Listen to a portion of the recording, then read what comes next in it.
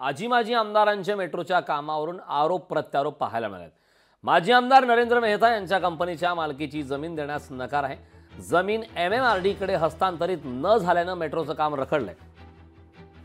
गीता जैन यांचा नरेंद्र मेहतांवर आरोप आहे, तर योग्य मोबदला घेऊन जमीन हस्तांतरित करण्यासाठी तयार असल्याची नरेंद्र मेहता यांची माहिती आहे।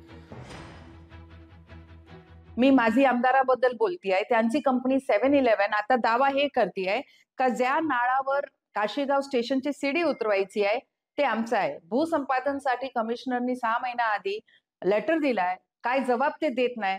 मग काल मी मेट्रोचे MMRD चे कमिशनर मुखर्जी साहेबांना भेटली।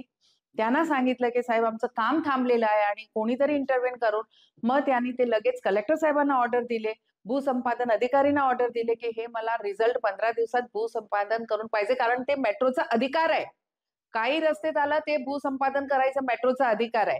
माझं दुखणं मला फक्त या बाबतीत दुःख आहे का तुम्ही शहराचं एवढं छान मेट्रोचं काम होतंय त्यात तुम्ही कशाला अडथळा टाकताय। या बाबतीत त्यांचा लॅक ऑफ नॉलेज आहे।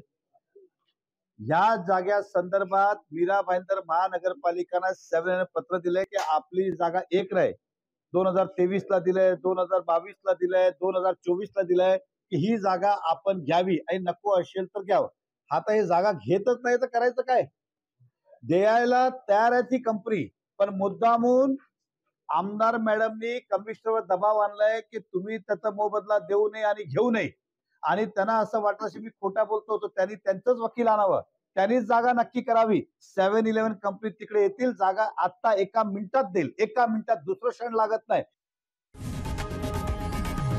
लोकशाही मराठी ऐका, पहा, जागरूक रहा।